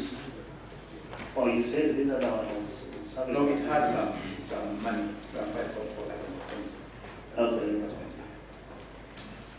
Okay. Working. Good afternoon again. Good afternoon. You, I hope, recall the statement I referred to you to earlier on. Yes. The statement you read that we went through together with you earlier on. Yes. I just want you to confirm whether or not the details of the testimony that you have just given are included in that statement. No, they're not. Okay.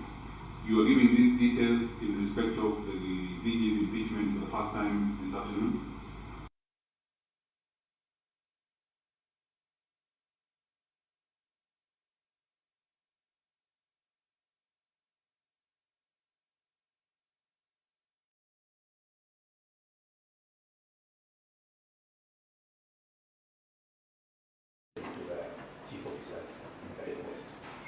But I might not say anything because in the procurement process that I participated in, he had no. That's good, because what I was going to tell you is that we need to restrain ourselves to knowledge and not belief. And I think I hear you say that you don't know what his role was, or that he didn't play the He didn't play in the process, the procurement process that I participated in. Okay.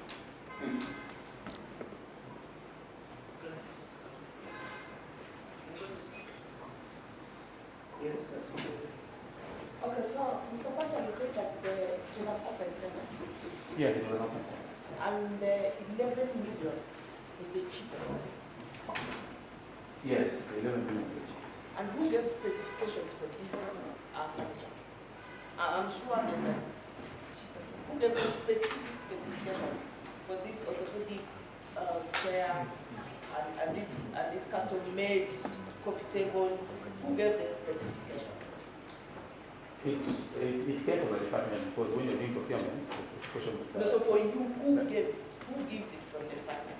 The CEO or the CC, or who gives the specifications for furniture for an office? The chief officer requests for the procurement, but it is accompanied by the specifications. So it came from the chief officer. Yes. Mr. Bayo was here earlier. Because that is the procedure, it is the user who gives you the specifications. Even if you are getting it from public works, I don't go to the public works. It is the user who goes to the public works. So when he requests, he brings it to the public, because it is he who will sit down with public works on what he wants. Mr. Carter, who is the user here? His user department is there, but the user is the DD. So, in this, in all this, because somebody must have decided that in your role as a professional procurement officer, is identification of the need part of the procurement process? Yes. And now in this, at what point do we decide that we need this leather seat? Or we need a leather seat which is costing 100,000? Or we need a surgical, I don't know whether we do surgery, but orthopedic surgical chair for the office. Who specifies this? Because you procure for orthopedic surgical. So you orthopedics, you 1.2 million. In Sierra, in that user office, you decided to procure for the surgical. Orthopedic, I only hear that in hospital. So at what point did this come? Because for sure, for a prudent use of resource, we are complaining about buying a chair for 1 point something million for an office. which even the office of the governor has, don't have, even yours, even mine. I think, okay, ideally the user of the office or someone in the office must have been consulted to come up with specifications. Because we are going on very fast, we are running on speed, we have doctors. Oh, thank you, Chair. I just wanted to know whether we are talking about the chairs. Already, have the chairs already supplied right now as we speak? Yes, they are supplied. They have been supplied this question. Under the department, procurement and disposal act, have you disposed the other, the initials? They don't have to be disposed. Most likely they were given to somebody else to use. They are still usable. So they must have been given to somebody else to use. I need to confirm that. Maybe you need to confirm that. Chair. Thank you very much. I want to go to the summary report, the interior renovation of the Deputy Governor. There's a report there telling you we have the date of requisition, we have the requisition approved by, the procurement method, location advertised, the opening minutes and dates. It's here, not please. Members of opening, evaluation, members of evaluation, professional opinion, award date, members of inspection and acceptance. When you look at the names of people who are here, you find that it is the same name, there's the same name repeating themselves from the time of opening, to the time of evaluation, to the time of inspection. Is that the norm? And before you answer that, the second question that I would really want to ask is, do you have other quotations that came through for you to supplement this? Yes. Okay, start with the first question. Okay, the first question, I will take the legal part of it. I think what the law says that one person in opening should not proceed to subsequent processes. So I think we make sure that one person in opening does not proceed. So the other people can be the same. Have you looked at the list keenly? Look at the names that are here. I don't want to read them, but just look from... I don't have it here. You can use mine.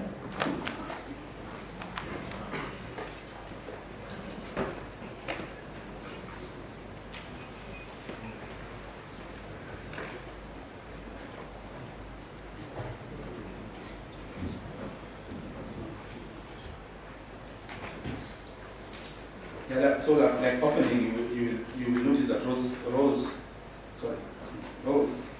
Roman with their name, did not proceed to the other processes. So legally, we should yes, what I'm saying, at least one person should not proceed. Only one person, not all. Only one person should not proceed to subsequent processes. So if you are in the, excuse me, thank you. If you are in the opening, you are not supposed to evaluate. No, one person only. One person. At least one person should not proceed.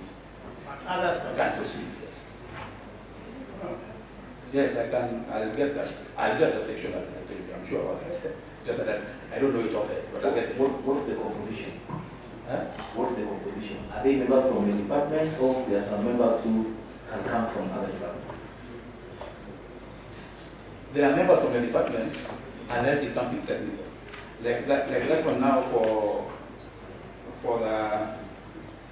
the renovations, you will see Edwin Oswald there. Edwin Oswald is the QS. So he was brought in from Public Works.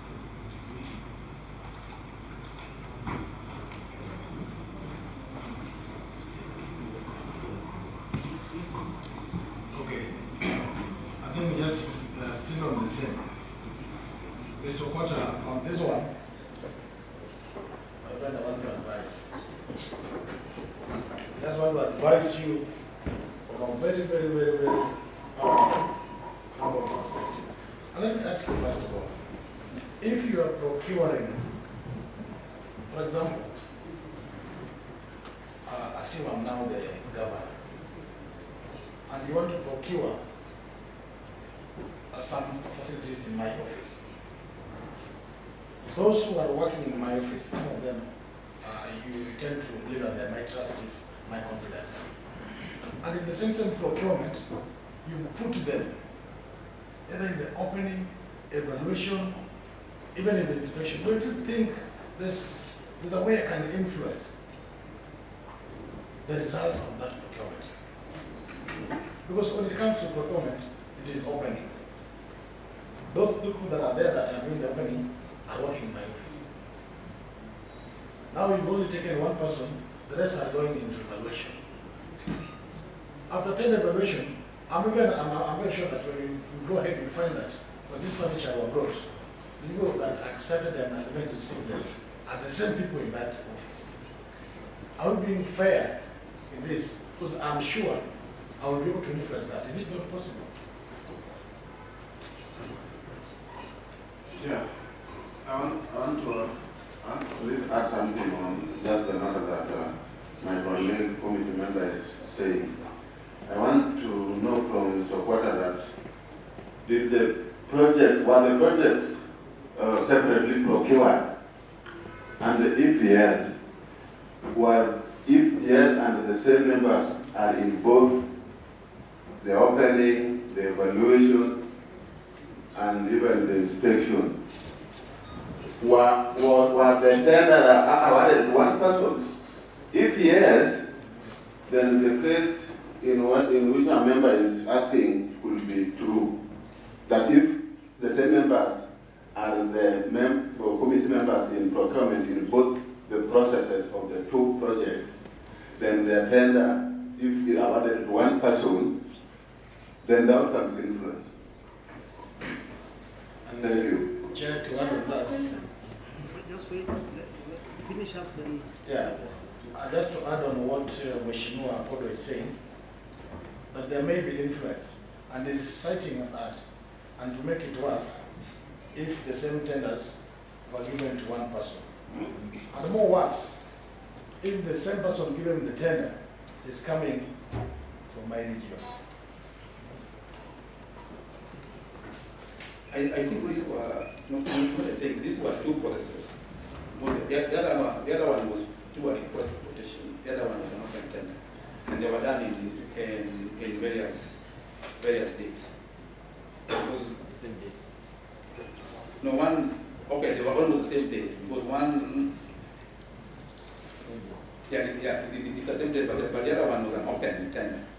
One for 10 million, because the threshold was, we could not do another process, either open or restricted. So we went for open tender, which was advertised on our website. We have the advertisement, and I personally put it in the PPI website. So there were two processes.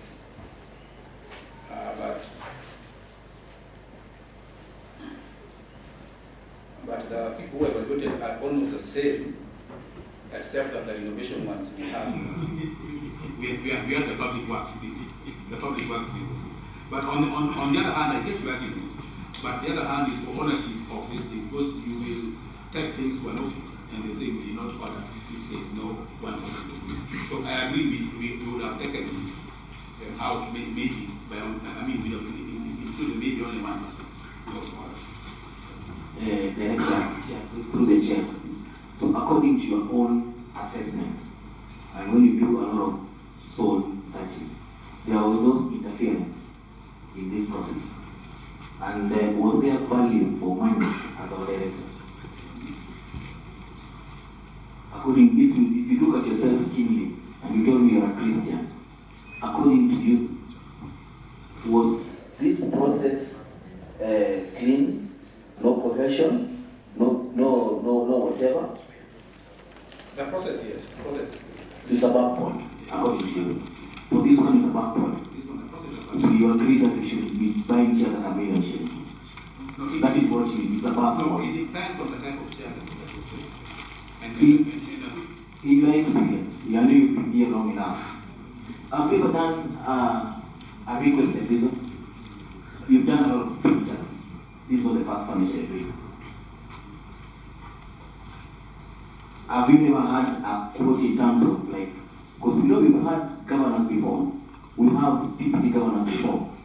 So in the respective offices, have you ever done a quote that somebody sits on a 1.1 million check? No. And give it to us. Yes. Chair, I have a question, Mr. Okwata. Did you check for the prices before the purchasing of the chairs? And if yes, how can a coffee be bought at 1 M or something? Just one coffee table. I think sometimes these are updates from the specifications. It's difficult to do market surveys, especially when you're these are, if you look at the specifications, we cannot get them around here to enable us to do market survey. Sometimes when market survey, you need to be enabled if you want to go to the project. Because of the type of furniture that was specified. Okay, I think members, let me just make clearance here. Mr. Okwata, the major issue here is that you hear the questions about how all these things started. We have known from the beginning. Now where we are, they are trying to understand who are these members. Do you know Damiano Somono? Yes. You know him? Yes. Where does he work? DG's office. DG's office. Yes. Charles Nyanja Yes. works where? DG's office. No, who Damiano is who in DG's office? I think that Mr. That's Charles Nyanja. I know it's DG's office, but I don't know what he does. Enforcement. Ogola Calvin. No, Chris Ogola. Calvin is the procurement, was the procurement person in governance there. Ogola, no, Chris Ogola. DG's office. DG's office. So Chris Ogola, DG's office. Frederick Kooko. DG's office. Apidi Calvin. John Apidi. DG's office. So, okay, and in the two, I'm just getting concerned, and I don't want to bring it as if in the two particular procurement, the people involved from tender opening, tender evaluation, and everything is people one office, with only one person who is a procurement officer from that department. And possibly when you bring somebody from work, if you follow, you find possibly the same person who did the beekeeping. So I did the beekeeping, I'm part of the evaluation. So the whole thing is about a one office affair. I think basically what they were saying that possibly there might have been interference by doing this kind, and a one member just giving an advice on how to deal next. Now, surprisingly, and the undertone is that the directors of these two companies is one person. The one who supplied furniture 11 and the one who did the renovation. It's one person with 2 names. You can confirm that. I'm just telling you what the undertones which are there. And that is why it's a bit. But you have confirmed that the DG had no issue to deal with it, except maybe the people in his office were fully involved in the procurement. Yes. I think with that, we conclude with you. Unless DG has something? Maybe on behalf of DG, there seems to be a substantive agenda for the Assembly to engage with the Executive. But perhaps, maybe I will request in the interest of time, if that engagement of those other agendas like these issues of procurement can take place in another forum, so that we just deal with the issue. Oh, so by that you mean?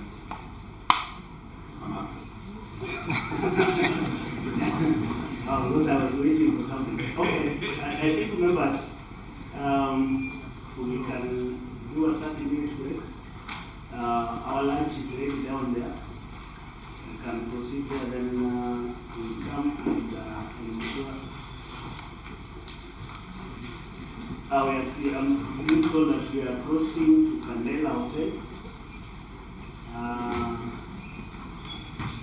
I know here we have got, I was once a police officer, and I know how to deal with witnesses. Kavadali, my witnesses don't disappear. So we come here, police and Chair, are we talking about the Candela Hotel? The other kindly, I was requesting, because you know what they call the rights. Some rights are very important. It's not accessible. So that means that I will not be a party to that because of accessibility, because that place is not friendly. So that means I will deny the lunch. And I'm ready to suffer. That's how it is, we can meet back at home. Let's come back.